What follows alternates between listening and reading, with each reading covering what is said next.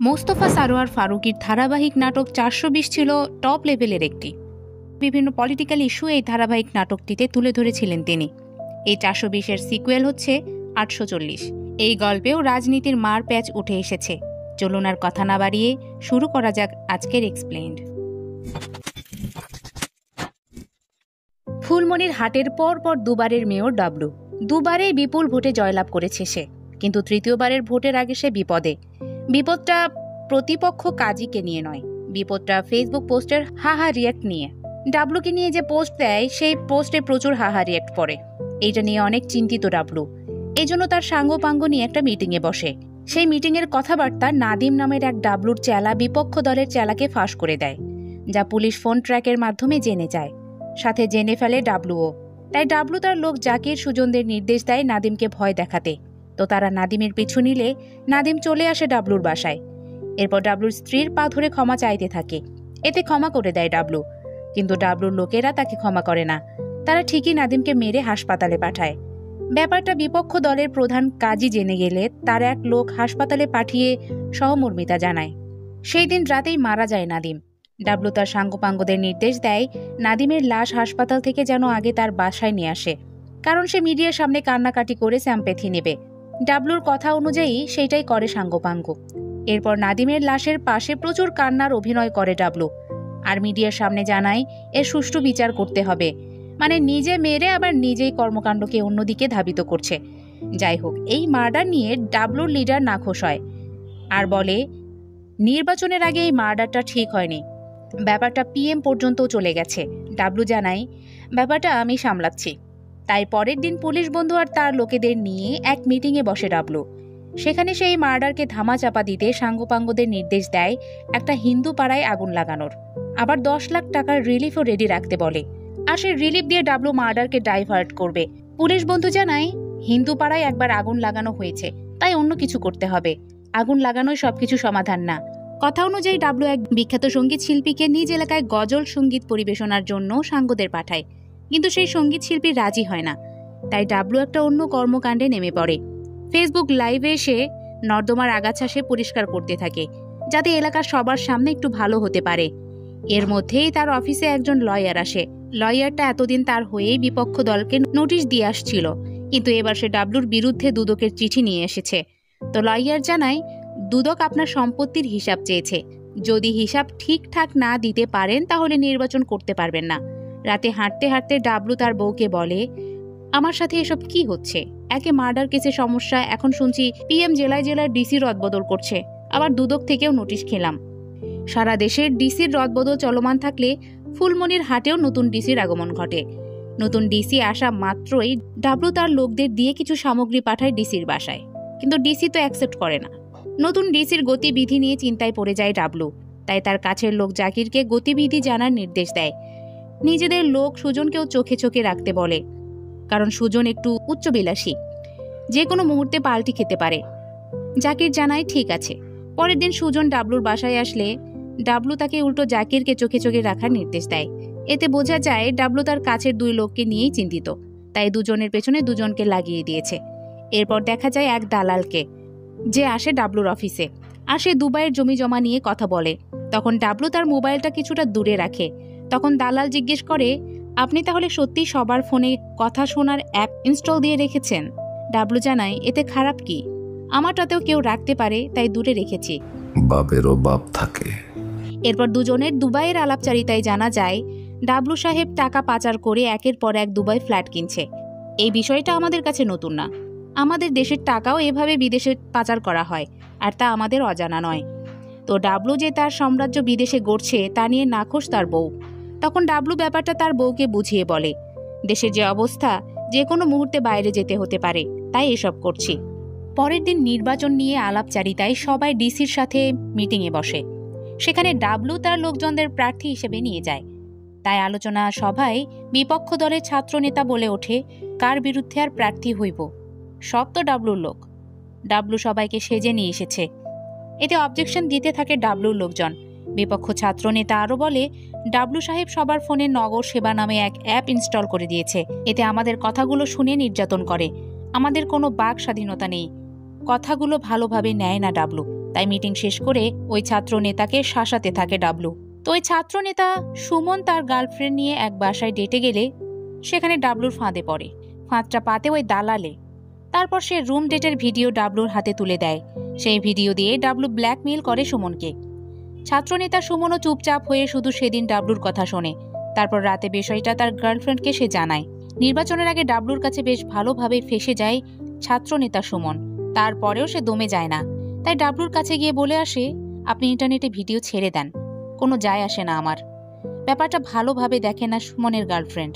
তাই সে সুমনকে বলে, যদি ভিডিও ভাইরাল হয় তাহলে আমার আত্মহত্যা ছাড়া আর কোনো পথ নেই। তাই সুমন এক বুদ্ধিজীবীর সাথে দেখা করতে যায়। আমরা শুরুতে যাকে ডাবলুর পুলিশ বন্ধু মনে করেছিলাম, সে আসলে পুলিশ নয়, বুদ্ধিজীবী। তো সুমন তার কাছেই যায় নির্বাচন নিয়ে বুদ্ধি নিতে। তখন দেখা যায় ওই বুদ্ধিজীবীও ডাবলুকে আসলে পছন্দ করে না। সুমনের সামনে অনেক গালিও দেয় তাকে। এরপর সুমনকে দেখা যায় ডাবলুর কাছে। তখন জানা যায় বুদ্ধিজীবীর কাছে সুমনকে পাঠানোর প্ল্যানটা ছিল আসলে ডাবলু। কারণ সে বের করতে চেয়েছিল নির্বাচনের আগে তার কাছের লোকগুলো তাকে কেমন মনে করে। তো সুমন আসলে ওই ভিডিওর গ্যারাকলে ফেসে গিয়ে ডাবলুর হয়ে কাজ করতে বাধ্য হয়েছে। ডাবলু তাকে আরও এরকম ইনফরমেশন কালেক্ট করার জন্য দায়িত্ব দেয়। নির্বাচনে দাঁড়াতেও বলে, যাতে প্রতিপক্ষ পায়। রাতে বুদ্ধিজীবী ডাবলুর কাছে আসলে ডাবলু সুমনের করা গালির রেকর্ড বুদ্ধিজীবীকে শোনায়। তখন বুদ্ধিজীবী নিজে একটা গেম খেলে। সে বলে, যদি সুমনের সামনে আমি ওইভাবে আপনাকে গালি না দিতাম তাহলে সুমনের কাছে যেতে পারতাম না। মনে রাখবেন, সুমন আপনার প্রতিপক্ষ, তাই তার কাছাকাছি থাকতে হবে। পরের দিন সুমনের সাথে বুদ্ধিজীবীর দেখা হলে বুদ্ধিজীবী কোনো কথা না বলেই চলে যেতে থাকে। তারপর ডিসির মত বিনিময় সভায় ডাবলুর হয়ে কথা বলতে থাকে। সে বলে, জনগণ ভোটের কি বোঝে? ডাবলু গত 10 বছরে অনেক উন্নয়ন করেছে, তাই কোনো রক্তক্ষয়ী ভোট না দিয়ে ডাইরেক্ট আগামী 5 বছরের জন্য আবার ডাবলুকে মেয়র হিসেবে রাখা হোক। মত বিনিময় শেষ করে ডাবলুর কাছে এসে বুদ্ধিজীবী বলে, ডিসিটা সুবিধার না, নির্বাচন করেই ছাড়বে, তাই আপনি নির্বাচনের প্রস্তুতি নেন। এবার নির্বাচনী প্রচারণা শুরু করে দেয় ডাবলু। সর্বস্তরের মানুষের সাথে হাত মেলায়, আবার সাবান দিয়ে হাতও ধুয়ে ফেলে। এই হলো 10 বছরের মেয়র। ওইদিকে ছাত্র নেতা সুমন ও ডাবলুর বিপক্ষ নেতা কাজীর বিরুদ্ধে কথা বলে। এর মধ্যে একজন ফোন করে ডাবলুর বিপক্ষে ভোট দেওয়ার কথা জানালে ফোন ট্র্যাক করে তাকে এসে শাসায় ডাবলু, আর জানিয়ে দেয় তোর পরিবারের কেউ যেন ভোট দিতে না আসে। তো বুদ্ধিজীবী এসে ডাবলুকে জানায়, এখন ভোটের সময় উত্তেজিত হওয়া যাবে না, আরো বাড়ি বাড়ি গিয়ে ভোট ভিক্ষা চাইতে হবে। নিজেকে শান্ত শিষ্ট রাখতে তাই ডাবলু এবার মেডিটেশনে যায়। মেডিটেশন নিতে গিয়েও বিদেশি ট্রেনারকে গালি দিয়ে চলে আসে ডাবলু। বাড়ি এসে ভোট ভিক্ষা নেওয়ার ব্যাপারে ডাবলু তার সাঙ্গপাঙ্গদের সাথে কথা বলে।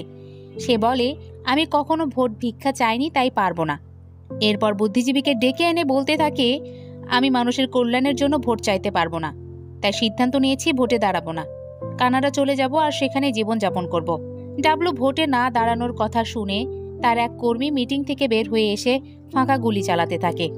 এতে ভয়ে সবাই পালাবার পথ খুঁজতে থাকে।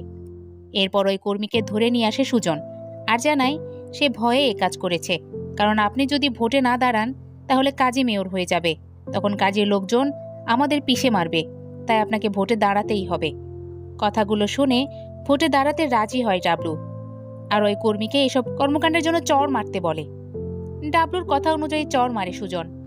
তো নির্বাচনী প্রচারণায় আবার মনোযোগী হয় ডাবলু, তাই এবার দোয়ার আয়োজন করে। সেখানে একজন এসে তাকে জানায় ডিসি ম্যাডাম নির্বাচন নিয়ে অনেক কড়াকড়ি করছে, তাই পরের দিন ডিসি ম্যাডামের সঙ্গে দেখা করতে যায় ডাবলু। কিন্তু ডিসি কোনো কথাই শোনে না তার, তাই কোনো সুযোগ সুবিধা না নিয়েই ডিসির কাছ থেকে চলে যেতে হয় তাকে। যাওয়ার সময় সে তার কাছের লোক সুজনকে বলে, ডিসি নামে এক অপবাদ বের করতে হবে, সবাইকে জানাতে হবে ডিসি পাকিস্তানি এজেন্ট। সুজন জানায়, ডিসি ম্যাডাম তো হিন্দু, তাই এই প্ল্যানও কাজে আসে না ডাবলুর। এজন্য আরেক প্ল্যানে মন দেয়।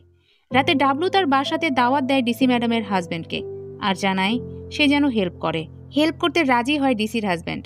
এরপর ডাবলু ডিসির হাজব্যান্ডের সাথে ছবি তুলে তা ফেসবুকে দিলে দেখে প্রতিপক্ষ কাজী। এরপর ওই রাতেই সে ডিসিকে ফোন দিয়ে সেলফি কাণ্ডের কথা জানায়, সাথে আরও বিভিন্ন কথাই বলে। কথাগুলো শুনে রাতেই ডিসি তার হাজব্যান্ডকে আমেরিকা চলে যেতে বলে। হাজব্যান্ড জানায়, শুধু প্রস্রাব করতে ডাবলুর বাসায় গিয়েছিলাম, আর তখন সে সেলফি তুলেছে। সকালবেলা ডিসি লাইভে এসে বলে, আমাকে এখানে সুষ্ঠু নির্বাচনের জন্য পাঠানো হয়েছে, সুষ্ঠু নির্বাচনের জন্য কাজও করছি, তাই এখন থেকে সবার ফোনে নাগরিক অ্যাপ নিষিদ্ধ ঘোষণা করা হলো। লাইভটা দেখে ডাবলুও। ডিসির কাছ থেকে এমন কথা শুনে নিস্তব্ধ হয়ে যায়, কারণ এখন আর কারো ফোন সে ট্র্যাক করতে পারবে না। তাই ডাবলু ডিসির হাজবেন্ডের কাছে এসে বলে, এসব কেন করলেন আপনি? ডিসির হাজবেন্ড জানায়, আমিও বইয়ের কাছে অসহায় ভাই। তখন গালি দিয়ে চলে আসে ডাবলু। এরপর জাকিরকে সাথে নিয়ে এক প্ল্যান ঠিক করে ডাবলু। যেহেতু তার নগর সেবা অ্যাপ আর নেই, তাই শত্রুর খোঁজও নেই, কিন্তু নির্বাচনের আগে শত্রুদের খুঁজে বের করতে হবে। তাই ডাবলু মারা যাওয়ার প্ল্যান করে বান্দরবন চলে যায়। পরের দিন অ্যানাউন্সমেন্ট হয় ডাবলু মারা গেছে। তাই বুদ্ধিজীবী চলে যায় বিপক্ষ নেতা কাজীর কাছে। ডাবলু মারা যাওয়ায় তার কর্মীদের ভয়ে সেও হাসপাতালে ভর্তি থাকে। তো বুদ্ধিজীবী হাসপাতালে গেলে তাকে গণজোয়ারের প্রধান হতে বলে কাজী, আর ডাবলু মারা যাওয়ার আন্দোলনের মিছিল করতে বলে। কথা অনুযায়ী তাই করে বুদ্ধিজীবী, কিন্তু সবার থেকে জুতার বাড়ি খায়। এরপর রাতে সে ডাবলুর ফোন পায়। যেহেতু বুদ্ধিজীবী তার বিপক্ষে, তাই ডাবলু তাকে মারার হুমকি দেয়। তাই বুদ্ধিজীবী ওই রাতেই দৌড়ে কাজীর কাছে আসে, আর এসে ডাবলু যে বেঁচে আছে আর তাকে মারতে চাচ্ছে সেটা জানায়। কিন্তু কাজী তেমন কোনো রেসপন্স করে না। ওইদিকে বান্দরবন থেকে ডাবলু তার সাঙ্গপাঙ্গদের ফোন করে এলাকার শত্রুদের কথা জানতে থাকে। এরপর দেখা যায় কেউ একজন ডাবলুকে ফলো করছে।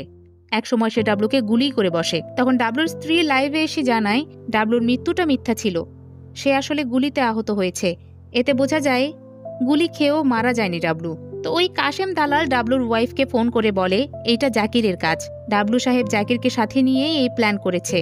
তো ডাবলুর ওয়াইফ ডাবলুর চেয়ারে বসে অন্যদের হুকুম দেয়, যতদিন না সঠিক তদন্ত হচ্ছে ততদিন জাকিরকে একাকী রাখবে। সুজন জানায় ঠিক আছে। এরপর কথা অনুযায়ী সে জাকিরকে পার্টি অফিসে ঢুকতে দেয় না। এতে রাগ দেখায় জাকিরও। এর মধ্যে দুবাই থেকে কাশেম চলে আসে, আর তাকে ফুলের মালা দিয়ে বরণ করে সুজন। এরপর কাশেম তার সাথে করা রিভেঞ্জ নিতে থাকে জাকিরের সাথে। লুঙ্গি খোলা আর প্যান্ট খোলা এক জিনিস না। ততদিনে ডাবলু সুস্থ হয়ে ফুলমতির হাটে আসে। এরপর লাইভে বলে এসব কাজীর কাজ। ভোটের জন্য ফুলমতির হাটে আসে নতুন ওসি, আর সে জানায় এই এলাকায় সম্প্রতি 2টা মার্ডারের তদন্তে আমরা এসেছি। নাদিমের মার্ডারের ব্যাপারটা তো আমরা জানি। আগে বিপক্ষ দলের নেতা কাজীর ওয়াইফও মার্ডার হয়েছিল। তো এর মধ্যে মিডিয়ায় কাজীর ওয়াইফ মার্ডারের ফোন কল চলে আসে, আর এই মার্ডারটা করেছিল জাকির। যেহেতু সবকিছু ফাঁস হয়ে গেছে, তাই জাকির পালাতে যায়, কিন্তু ঠিকই সে পড়ে যায় ডিবির হাতে। ওইদিকে ডাবলু কাশেম দালালকে ফোন করে ধন্যবাদ দেয়, কারণ কাশেম শুরু থেকে জাকিরকে সন্দেহ করে আসছিল। তো জাকির পুলিশকে 164 ধারায় জবানবন্দি দিতে চায় যে কাজীকে মারার হুকুম ডাবলু দিয়েছিল, আর কাজীর জায়গায় কাজের বউ মার্ডার হয়। এই জবানবন্দির কথা ডাবলু জানতে পেরে দুবাইয়ে পালিয়ে যায়। দুবাইয়ে তাকে রিসিভ করে কাশেম, নিয়ে যায় ডাবলুর কেনা দুবাই ফ্ল্যাটে। আর সেই ফ্ল্যাট ডাবলু তার বউ বাচ্চাকে ভিডিও কলে দেখাতে থাকে। ওইদিকে দেশের ডাবলুর কাটলেটগুলো গুড়িয়ে দিতে থাকে বিপক্ষ দলের কর্মীরা। এর মধ্যেই ডাবলুর ওয়াইফের কাছে মুখ খুলে ডাবলুর রাজনৈতিক মুখপাত্র। তো তার কথাতে জানা যায় ডাবলু তার 10 কোটি দামের ফ্যাক্টরি 10 লাখ টাকা দিয়ে কিনে নিয়েছে। তারপরও সে ডাবলুর সাথে কাজ করছে নিখোঁজ ভাইকে খুঁজতে। 4 বছর ধরে তার ভাই নিখোঁজ। এখন বেঁচে আছে কিনা ডাবলু মেরে ফেলেছে তা জানতে চায় ডাবলুর ওয়াইফের কাছে। চুপচাপ থাকে ডাবলুর ওয়াইফ। ওইদিকে দুবাইয়ে ডাবলু ঘুরতে থাকে দিনের পর দিন। একদিন কার্ড থেকে টাকা তুলতে গেলে দেখে টাকা নেই কারণ জাকিরের জবানবন্দিতে পুলিশ ডাবলুর সকল ব্যাংক ব্যালেন্স আর কোম্পানি সব বন্ধ করে দেয়। তাই ডাবলু দুবাইতে গোপনভাবে টাকা ম্যানেজ করে।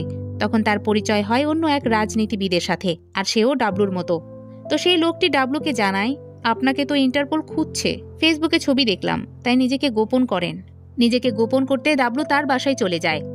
সেখানে সে আরও শকিং নিউজ শোনে দালাল কাশেমের কাছে।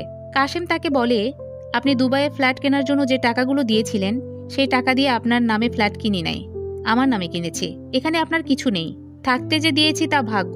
যদি বেশি তেরিবেরি করেন তাহলে আপনার কথা ইন্টারপোলকে বলে দেব। বড় ফাঁসা ফেসে যায় ডাবলু। তো সে কাশেমকে জানায় আমি বসে থেকে খেতে পারবো না, কিছু একটা কাজ দাও। কাশেম তার স্বর্ণের দোকানে বসতে বলে। ইন্টারপোলের নজরদারির কারণে ওই কাজটা করতে চায় না ডাবলু, তাই বলে ঘরে একটা কাজ দিতে। এখন কি কাজ সে দেবে সেটা নিয়ে চিন্তা পড়ে যায় কাশেম। ঘরে কাজ তো একটাই আছে, সেটা হচ্ছে চাকর। আর যেই কাশেম ডাবলুর এতদিন চাকর হয়ে কাজ করে এসেছে, সে এখন কিভাবে চাকরের কাজ করার কথা বলবে।